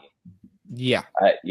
Having a man 4,000 years later just wearing some nice robes saying a script before it, because what if the priest isn't really, what if he's phoning it in, what if there's all these things to it that I agree with you, Bryson, that I think that it's more so the intent and the heart behind the symbolism of it, as opposed to actually flesh and blood. You can argue what you think it is all day, but at the end of the day, does that really matter? No. Right. No, it doesn't.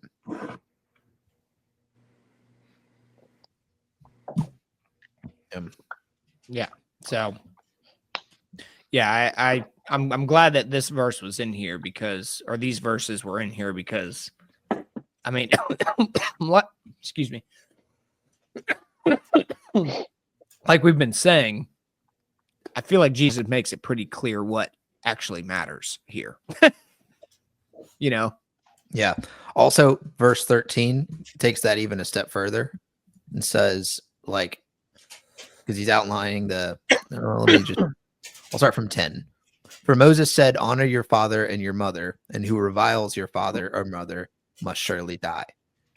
But you say, if a man tells his father or his mother, whatever you would have gained from me is Corban, that is given to God, then you no longer permit him to do anything for his father or mother, thus making void the word of God by your tradition that you have handed down, and many such things you do.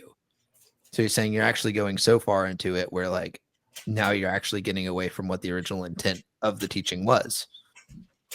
Right, which ultimately is pulling you away from God. Right.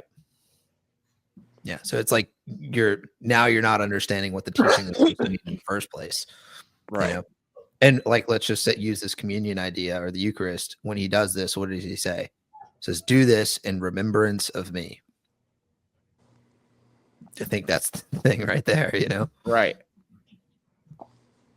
Yeah, why are we getting so caught up on these finite details which may or may not be true? Like, what does it matter if you're doing it to glorify Jesus? or for remembrance of Jesus. Yeah, it's not do this to get supernatural powers. Yeah. Or don't do this to make yourself clean. Yeah. Yeah. Right. Yeah, and I'm pretty sure I even stumbled into the mid conversation about being anti-cannibalism. So if we can refrain from eating flesh and drinking blood, like Twilight was great, but it is just a movie, y'all. Yeah. Yeah, we're gonna get called heretical by the Catholics for this one. It's all good. Another thing I wanted to touch on was what defiles a person. I also have that highlighted. Yeah, and I highlighted quite a bit. I think it's all important. I have 15, starting at, I said I have 15, 19, and 23. 15, 19, and 23. Yeah. Okay. So I'll start from there. Yes. Can I start the Sure. That's fine. There. Sorry. You raise her hand. Who? Bailey? Yeah. She's like, That was funny. There's nothing outside a person that by going into him can defile him, but the things that come out of a person are what defile him. And when he had entered the house and left the people, his disciples asked him about the parable. And he said to them, then are you also without understanding? Do you not see that whatever goes into a person from outside cannot defile him, since it enters not his heart, but his stomach, and is expelled? Thus he declared all foods clean. And he said, what comes out of a person is what defiles him. For from within, out of the heart of man, come evil thoughts, sexual immorality, theft, murder, adultery, coveting, wickedness, deceit, sensuality, envy, slander, pride, and foolishness. All these evil things come from within, and they defile a person. So I just like that, because a lot of people also get caught up on like, oh, what foods should we eat or not eat? Right. And from a health standpoint, generally on like what's good for you, that's understandable there. But when it comes from like a religious perspective, if we're following Jesus, you made it pretty clear, like whatever you eat is not the problem. It's what comes from within. And I think that within thing also refers kind of back to what we just covered, which is like people making their own traditions. These things are coming from within and are creating chaos essentially amongst ourselves. So like, why should we trust that stuff that comes from within? We shouldn't, in my opinion. Yeah, well, I mean, it's the idea of denying yourself to follow God. Right. And a lot of people come to that conclusion after like following themselves all along, and like they don't learn it until like later on in their life, where it's like, wow, every decision I've made has led me to like disaster. And they're like, let me give this a shot. And then by denying themselves what they quote unquote want, they actually become a lot happier and become more fulfilled when they do that. Yep. It's also fascinating that he says that these things, so like, and then like list out all the bad things: sexual immorality, theft, murder, adultery, whatever, comes from within a person. Adulting. Yeah. I mean, honestly, all of this in modern day America is adulting. Let's be real. Yeah, for real. But it says that Really? comes from within a person. Like we inherently have these things within us, which is fascinating. Right. Well, like it's true. Yeah. But like we covered this a couple weeks ago in church. The pastor did. He was like, I genuinely saw my child like lie to me. And he's like, I never taught my kid to lie. But when they were 2 years old, that's when I caught them in their first lie. He's like, where does that come from? Inherently, we are sinners. We're basically born sinners, right? We're not taught to sin. It's just within us already. So that's why we have to deny ourselves to get away from that sin. Yep, absolutely. Yeah. Yeah, people do not want to hear that they're sinners, but because they just think that, like, oh, you call me a sinner, blah, blah, blah. Everyone's a sinner. Yeah. What? It's funny. It's true. It's so true. Yeah. People get so upset. They're like, I went to church and they called me a sinner. Oh, woe is me. It's like, come on. But it also depends on like who. Sorry, excuse me. It also depends on who's calling the sinner and what the intention was there. Because absolutely with that. Yeah, for sure. Yeah, because like there's a lot of people that go to church that want to point fingers, but think they're all holy because they go to church. Yeah, it's like, dude, just because you go to church does not mean that you're going to heaven, dude. Well, that's just like going back to the Pharisees again. Right. That's the Pharisee thing. And that's where like the church hurt comes from. Mm-hmm. Yeah, and I think because it kind of brings up like back to the tradition thing.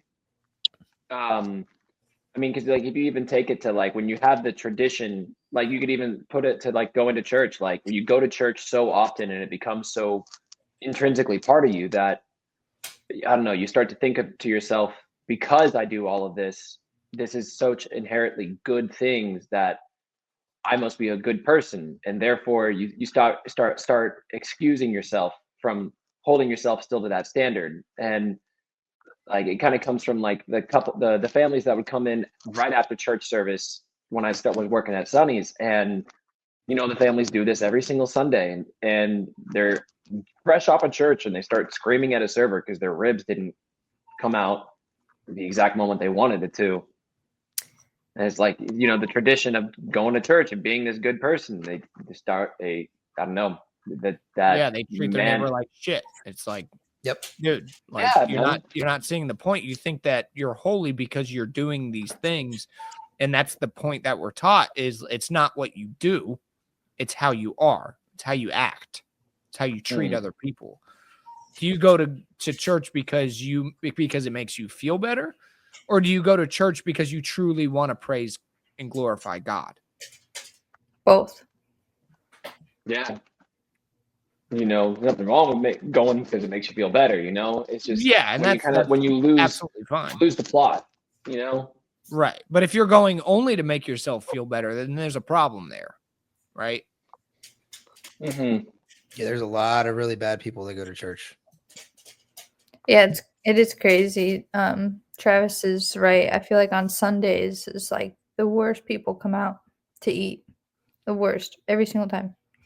All the Karens. Yeah.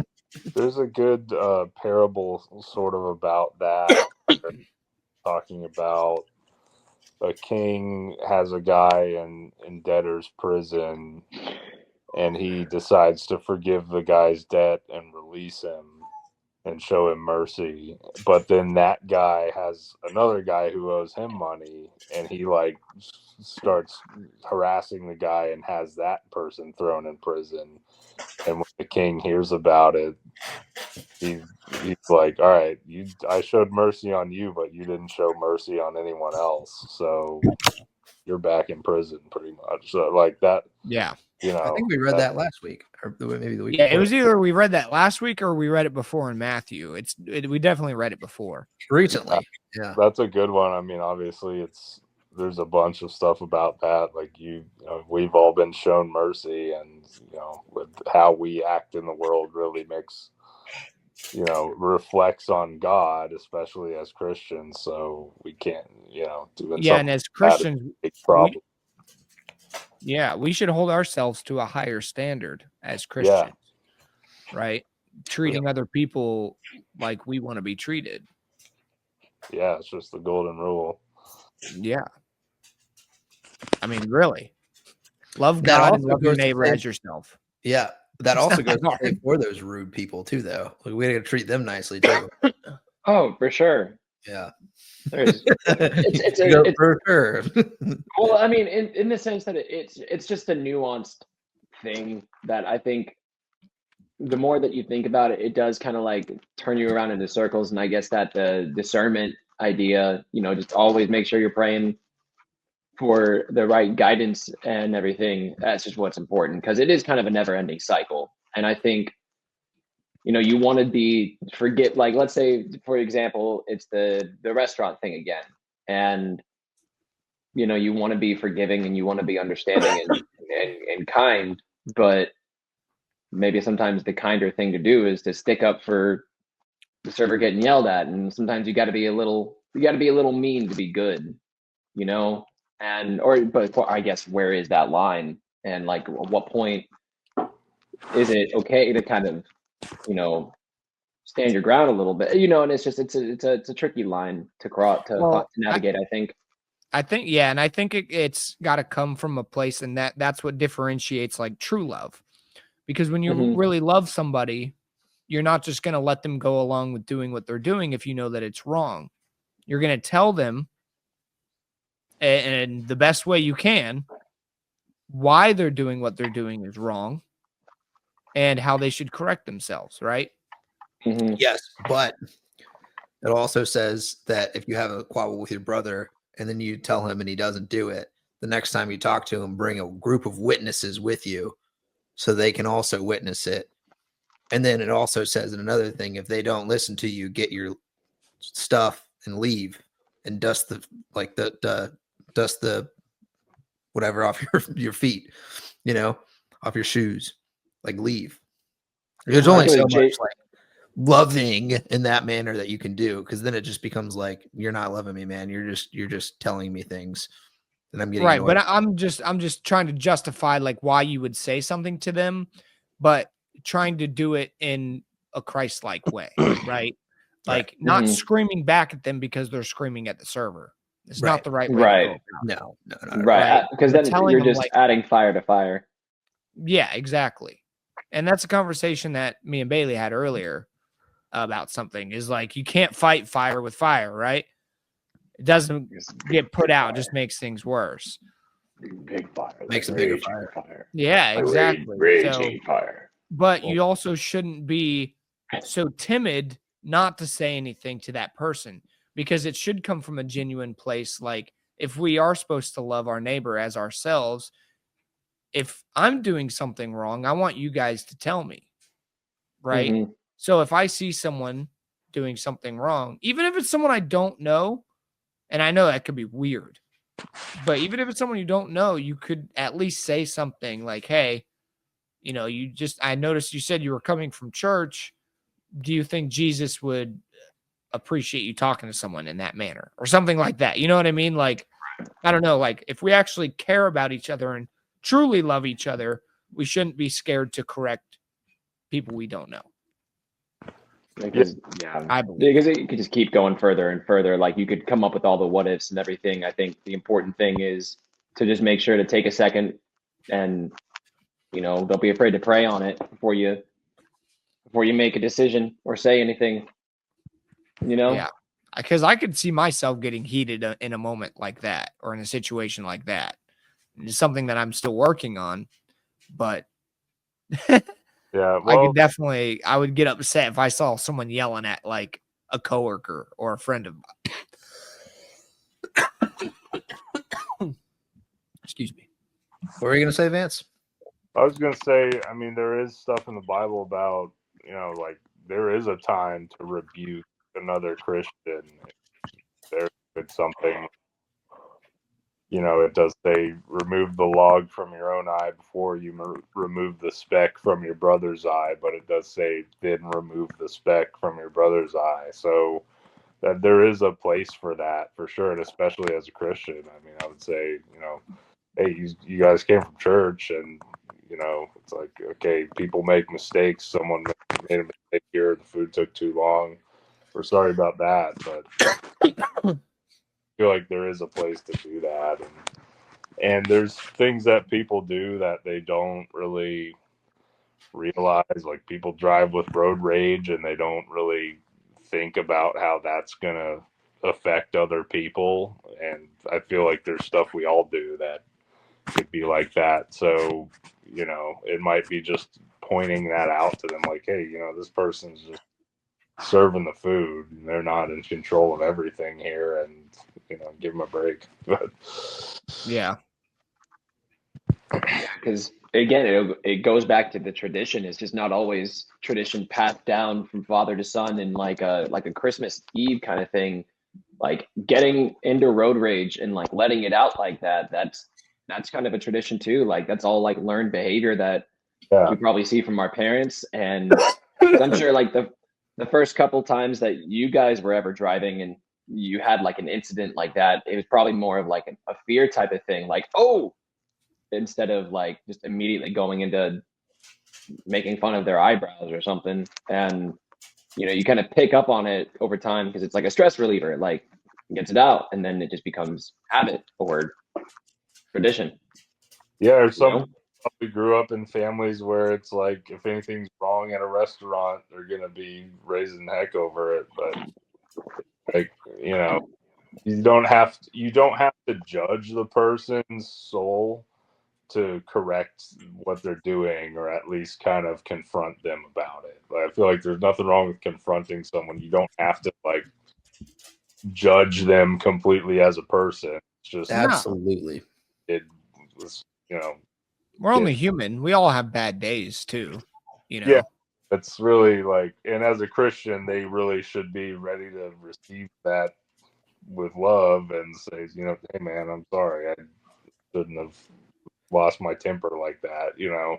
Right. Well, Christians that go around waving their fingers saying you're going to go to hell are judging the souls.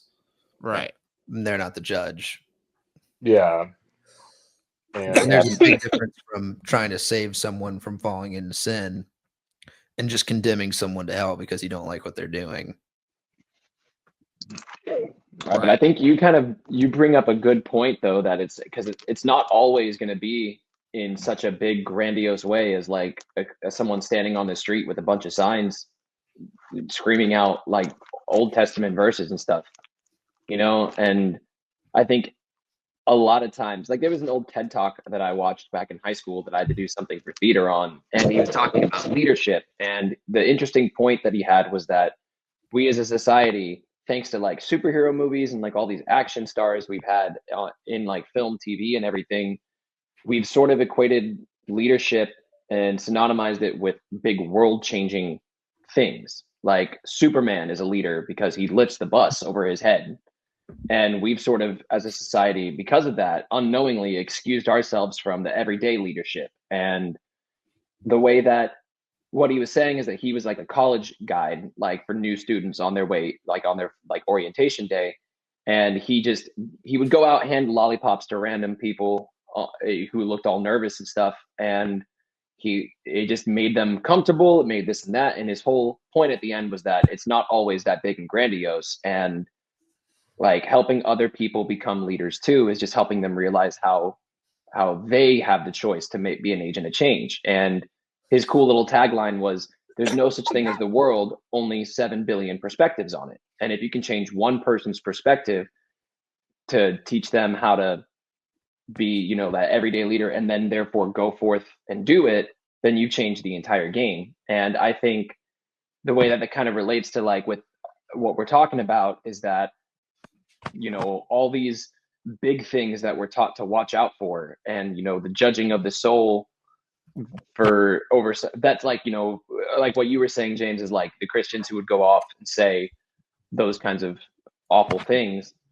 And it's just like, when you're always on the lookout for those big things, you miss the little ones that are just as bad, if not worse, because they go unchecked, like road rage or someone just being mean to a waiter or stuff like that. You know, I just think it's an interesting topic for sure. Yeah, and I think there is a bit of a line there too, because, you know, if we're talking about Christians versus people who are not Christian yet, you know, a Christian, you're in a place to rebuke them right then and there, because it's like, okay, you are supposed to be following Jesus, so you should be acting as much like Jesus as you can, and at least following the golden rule, treat your neighbor as yourself. But, when you're talking about non-Christians, it's, they're living their whole life in a way that is not aligned with the word, and that's different.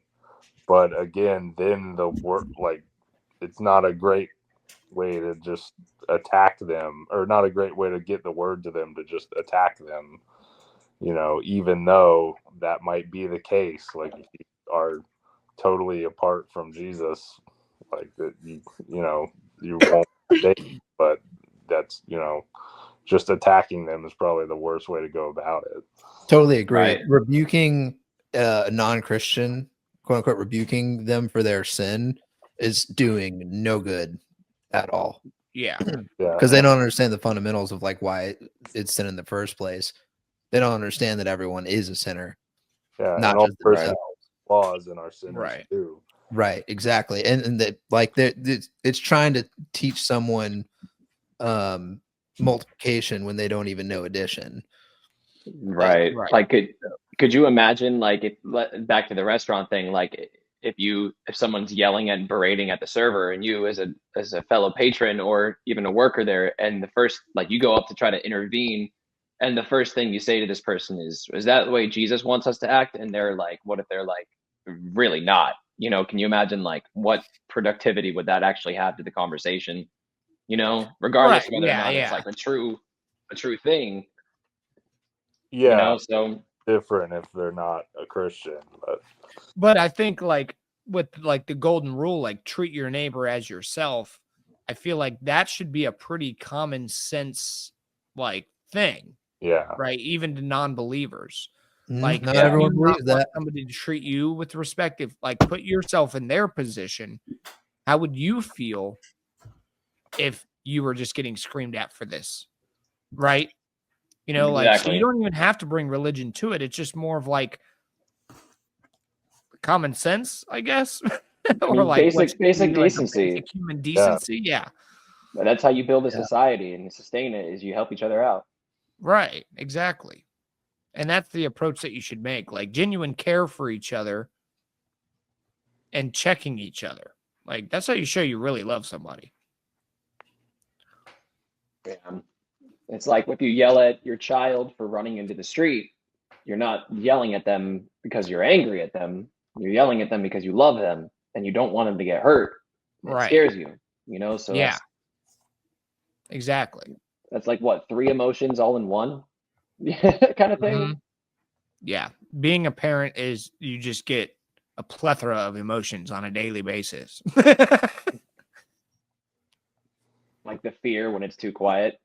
Yeah, fear. Yeah, tiredness. Vance and Nathan, y'all have to get ready for that. I was about to say. Sully's slumped. Slumping Sully. Well, he's still breathing. I can. Yo, like, Sully, okay, you can stay here all night. It's okay. How's your little girl doing, Nathan? Good, sleeping. I hope. Sleeping? Oh yeah, don't interrupt that. Yeah. You won't know till the morning, right? Yeah. What's her, yeah, exactly. What's her name? Rowan. Rowan? Mm-hmm. I like that. Oh, that's cool as heck. Yeah. She's a cutie. Rowan and Sully. Rowan and Sully. Her and Sully are getting today. Well, someone had to say it, the cheesy parent line. Yeah. Yeah. Yo, Vance, does Sully got a staring problem? What's up? You hold me back, dog. Check your boy, dog. For real. I'm gonna lock your child. I'm gonna twist your child, dude. Stupid little baby, fool. I didn't. Dumb little Steezen. Like you're not God. You're a 1-year-old child, dude. Real talk. Dude, Vance just spends all of his time with his boy Sully now. Like, he's known him for what? A couple months, maybe. Yeah. How long? Hey guys, my son die, so I'm probably gonna head off. But all good. Yeah, I think I'm gonna get out of here too. Yep. Bryce, don't get off when we get off. We have to get a screenshot. Oh yeah, that's fine. Yep. Thanks for joining us today. Appreciate it, guys. Thank y'all. Guys. Bye. Thanks, guys. See ya. Good I'll see night. y'all later.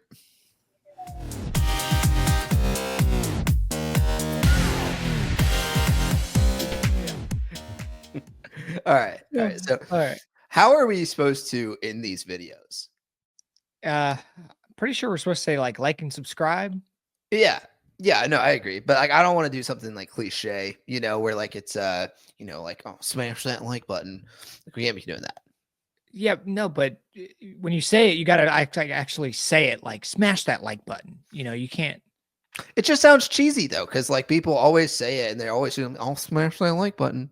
Yeah, but it's not. You're saying it wrong though. It's smash that like button. I am saying it just like you're saying it, Bryce. Smash that like button. No, you got to use your chest more. You gotta say smash that like button. No, that's no. Because I sound exactly like you. No, you It's don't. Thank you guys for liking and subscribing to our YouTube channel. If you were interested, please tune back in next week. We are dropping new videos on Mondays and Thursdays. And God bless y'all. Yeah. Also, don't forget to smash that like button. Do any of that. Gosh, dang it, man. God bless. God bless y'all.